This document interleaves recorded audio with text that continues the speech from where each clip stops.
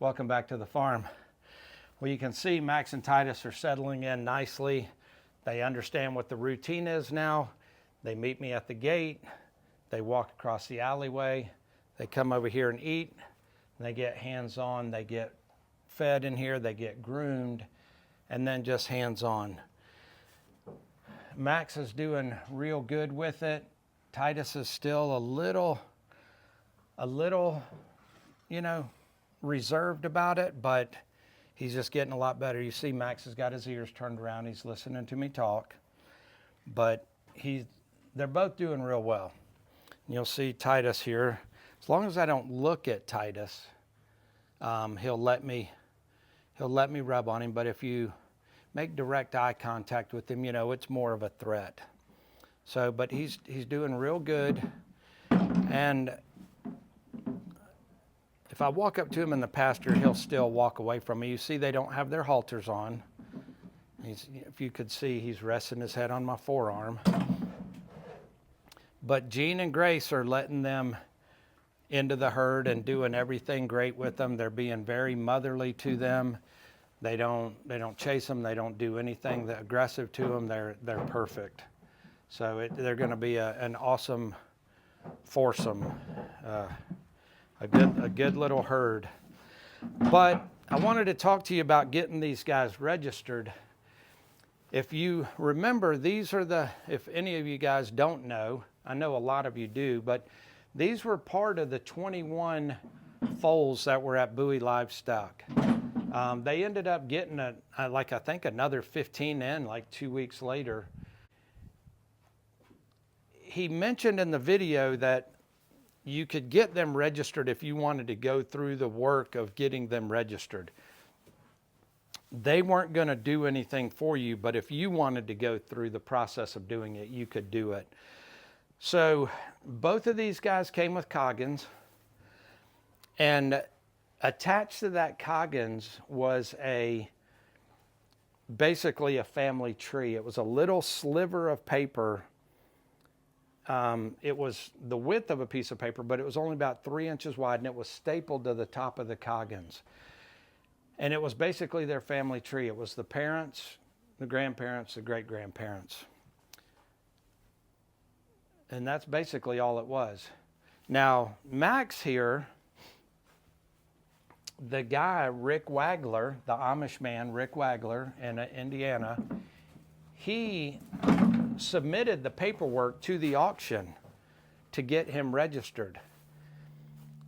But he didn't submit it to the Belgian Horse Association or the Belgian Horse Corporation to get him registered, because you have to pay a fee.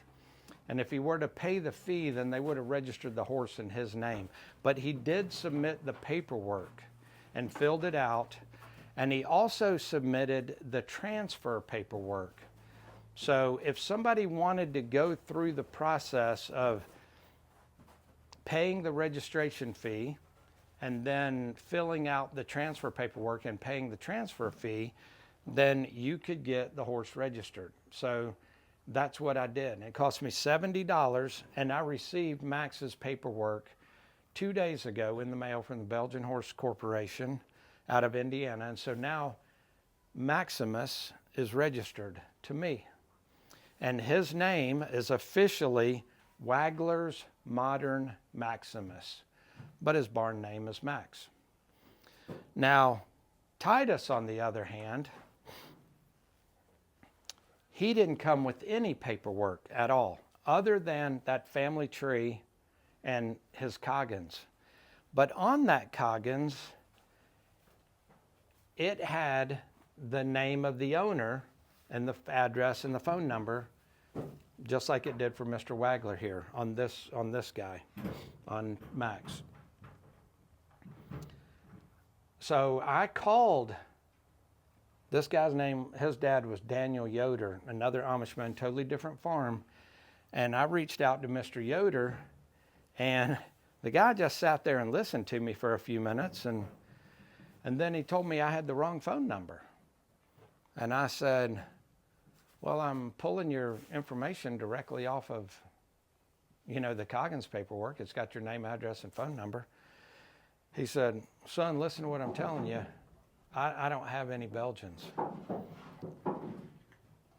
I was perplexed. I was like, what in the world?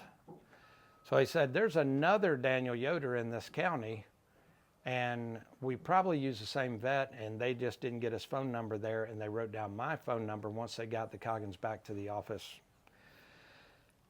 And I said, well, do you know how to get a hold of that guy? And he said, yeah, I can find it. And when he hung up, I was like, I'll never hear from that guy again. Well, he called back like 5 minutes later and said, the Daniel Yoder you need, this is his phone number. So I called that Daniel Yoder, explained to him the situation, and he said, yeah. He said, I don't register my colts, so I didn't put any paperwork in the auction. I said, well, I would like to get him registered because it would mean a lot more in the event of a resale if they were both registered. They would bring more, and plus they have the capability to be registered, so I wanted them registered. And he said, well, I'll send you the paperwork. Well, I gave him all my information, and I never received the paperwork. So 2 weeks went by, and I reached out to him again, and I said, hey, Mr. Yoder, I hate to bug you, and I hate to, keep pestering you for this, but I'd really like to get this paperwork. And I'm thinking to myself, well, they don't have computers and they don't have printers, so maybe he doesn't have the paperwork. So maybe I ought to send him the paperwork in the mail. And I asked him, do you want me to send you the paperwork? And he said, no, I've already got it. And I said, okay. He said, I'll get it. He said, I'll get it for you. And I've just been busy. We've been, doing crops. I said, okay.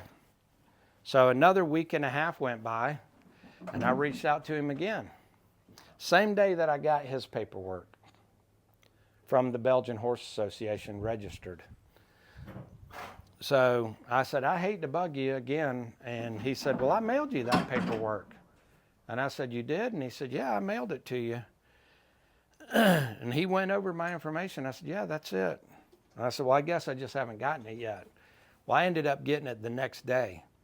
So I was able to fill it out and send it in. And he did the same thing. He filled out the registration, and then he filled out the transfer paperwork.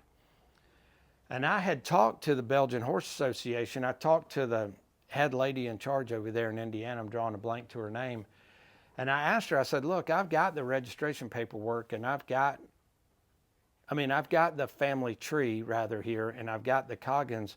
Can I get this horse registered? And she said, no, you have to have, the breeder has to generate the registration paperwork. So that's why it was so important to get that from Mr. Yoder when I already had it from Mr. Wagler on this horse.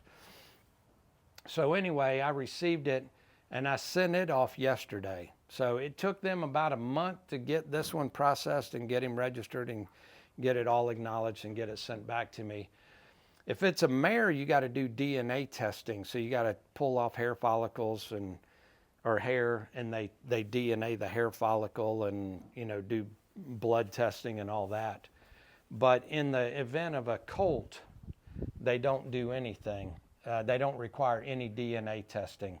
But what they do require is that the breeder submit the paperwork. So she said the breeder doesn't have to submit the paperwork, but the breeder has to fill out the paperwork. And all this signatures on there have to be original breeder signatures, and they have to match what we have on file here in our office. So I couldn't fill it out and send it in on Mr. Yoder's behalf. But anyway, I got that sent in. So it cost me $50 to register Max and $20 to transfer him to my name. And so she told me that because Mr. Wagler was a member of the Belgian Horse Association, that since I was paying for it, I only had to pay member dues. Now, if he was a non-member, then I would have had to pay non-member dues, which would have been about $50 more. It would have cost about $120 versus $70.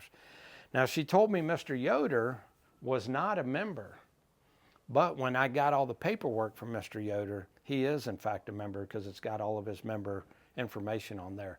So I sent $70 in on him, and like I said, it'll take about another month. But now I'm going to have two colts that are going to be registered,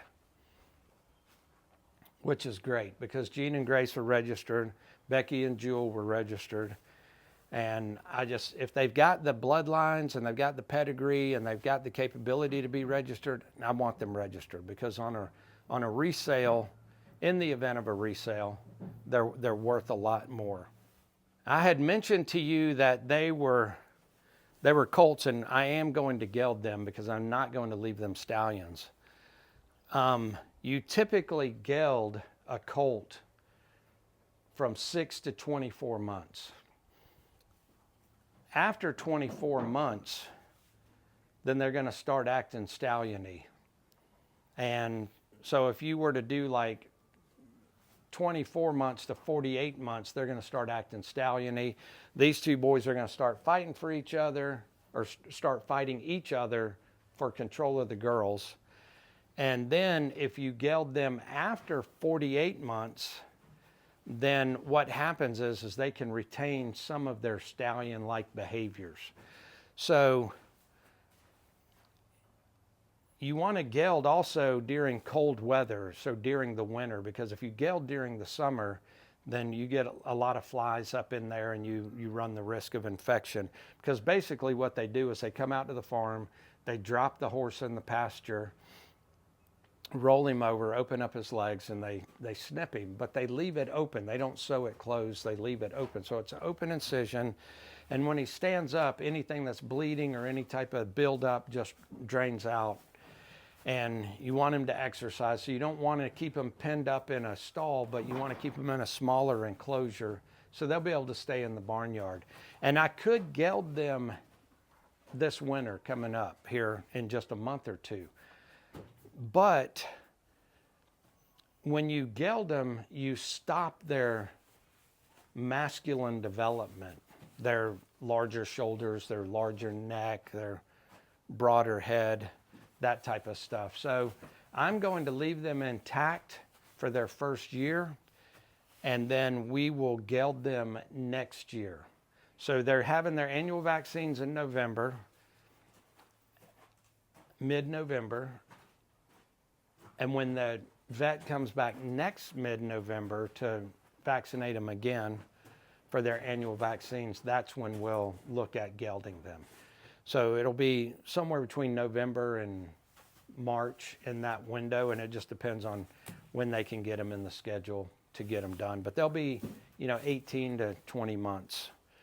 And that's when we'll geld them. And so that, like I said, they'll stay intact. I have no idea if they've even dropped yet. They might not even be capable of being gelded, because if they haven't dropped, you can't geld them.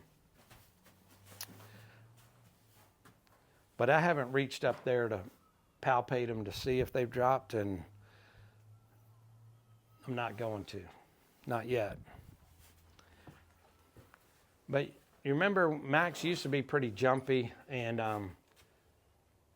he's still a little jumpy when I'm brushing him. I don't know if he's ticklish when I'm using that mane and tail brush, because he acts like he's ticklish. But when I put the soft brush on him, he doesn't do it. But they really enjoy being in their stalls, especially when I turn the fans on.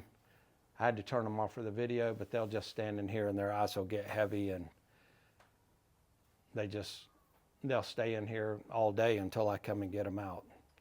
You remember I wormed them, and I gave them the whole vial. That was for a 1,250-pound horse, and they're only 400-ish pounds. So they both ended up getting diarrhea pretty bad. About 48 hours later, they got diarrhea for about a day and a half. But Max just deposited some on the floor, and it's pretty solid. So they're over that, but you can still see it on the backs of his legs there.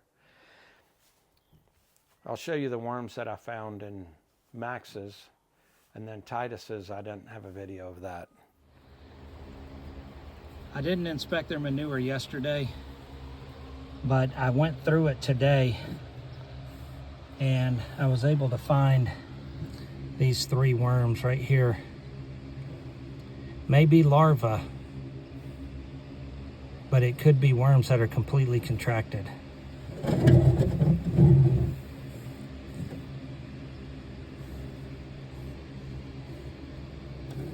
Titus's worms were the actual strong giles. They were long, skinny red worms that almost looked like something you go fishing with, but they were, a lot smaller. Of course, you can't see any eggs or anything in there because it's all microscopic.